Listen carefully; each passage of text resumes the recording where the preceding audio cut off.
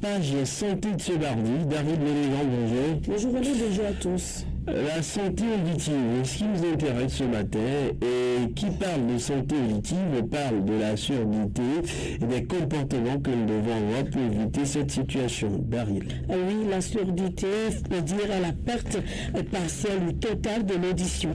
Alors, on parle de la surdité partielle lorsque la personne n'entend pas bien, mais elle parle. La surdité est totale lorsque cette personne n'entend pas et ne parle pas aussi. On parle là des sourds-muets.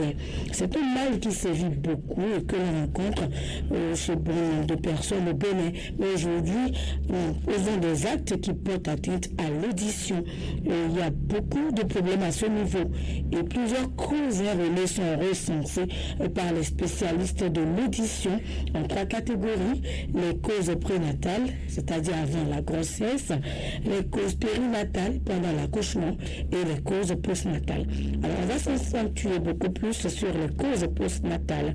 Il y a des maladies, il y a certains maux dont nous souffrons qui n'ont l'air de rien pratiquement, mais qui agissent sur la santé auditive. Ce sont des maladies bactériennes telles que la méningite, les oreillons ou encore le rhume.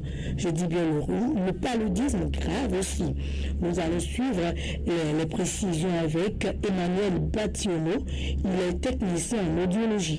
Il y a certaines maladies que beaucoup négligent et qui jouent surtout donc la santé auditive. Nous avons certaines maladies microbiennes telles que donc la méningite. La méningite dont le microbe sévit dans la poussière, dans les eaux sales. Il est toujours conseillé aux uns aux autres, avant de manger un fruit ou encore donc un légume, de le laver proprement, de le désinfecter, de se laver les mains avant donc de manger donc ces fruits crus. Ensuite, il y a les oreillons. Les oreillons aussi donc, est une maladie donc microbienne qui se manifeste par l'enflure des glandes salivaires. Le microbe détruit facilement donc les cellules ciliées qui sont agents responsables de notre audition. Nous pouvons aussi citer une maladie banale que chacun de nous néglige. Facilement, cette maladie cause beaucoup plus de dégâts que, je peux peut-être me permettre de dire, le sida, le rhume. Le rhume, par exemple, diminue l'audition des uns et des autres du jour en jour sans que ces personnes ne s'en rendent compte. Comment est-ce que cela est possible? Quand vous respirez, l'air n'arrive plus donc à traverser donc la morve pour aérer donc l'oreille moyenne. Cette perte de pression, si elle est toujours continuelle, laissez-moi vous dire que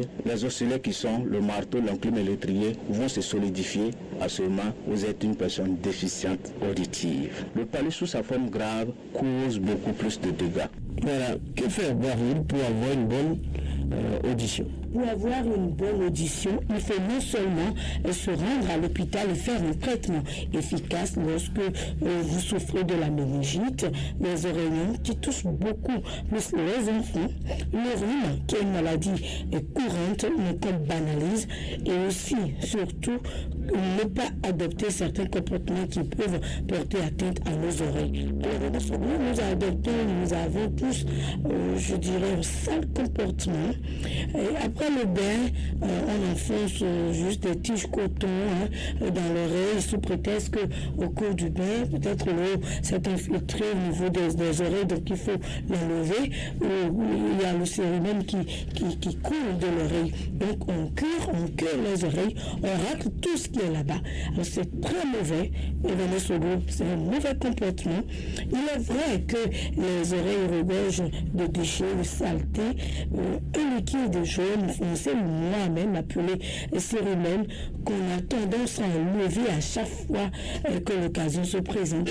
Mais le cérumen protège les conduits, les parois de nos oreilles. L'oreille s'auto-nettoie. Donc, mais ceux qui enfoncent les plumes d'oiseaux, revenez sur gros, dans l'oreille, c'est des comportements qui ne garantissent pas une bonne santé auditive. Donc, on doit laisser ces comportements. Et même le port de casque, c'est vrai qu'avec notre métier, nous portons tous les jours les casques, ou bien, je dirais, même des écouteurs. Voilà. Le technicien en audiologie conseille donc beaucoup, pour un côté, il ne faudrait pas que les deux côtés fonctionnent au même moment. Donc ça peut agir sur notre santé auditive. Oui. Je comprends, j'ai vu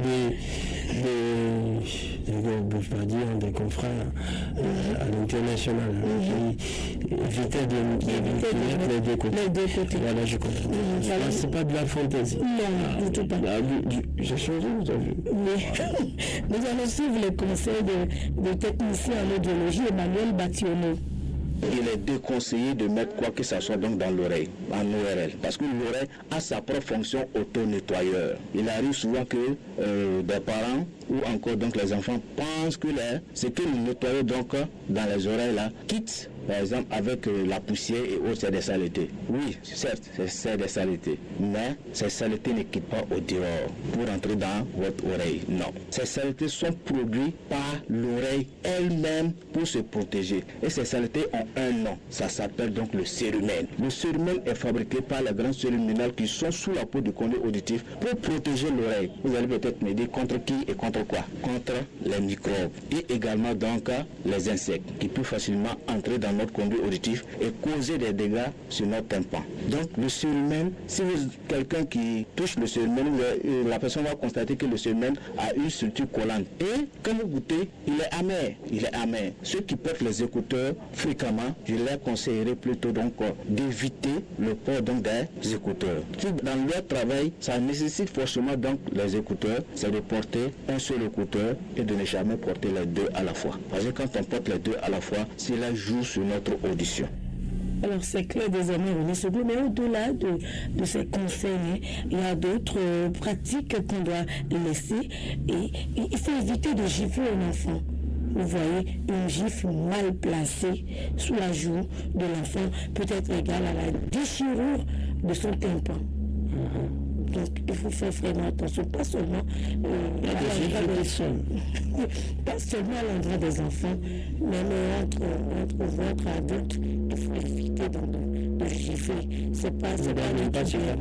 On ne doit même pas se taper. Et lorsque vous donnez un coup, peut-être vous tapez votre enfant, peut-être à la nuque, on peut parler là d'une surdité à long terme, parce que tous les organes de sens sont reliés au cerveau. Donc évitez aussi de faire cocota, comme on le dit, ou de talocher les enfants pour éviter donc la sûreté, en tout cas pour que une maladie auditive ne survienne pas. Merci pour vos conseils. J'espère que les moments sévères, les papas sévères ont entendu. Très bonne journée à vous. On a besoin de curer les oreilles, je répète. On peut le faire à l'hôpital, mais évitons donc désormais de curer les oreilles, d'enlever les déchets avec les tiges coton. C'est proscrit, c'est pas du tout bien. Bonjour à mes ventes, en tout cas de mon côté pour ceux qui vendent et coton-tige.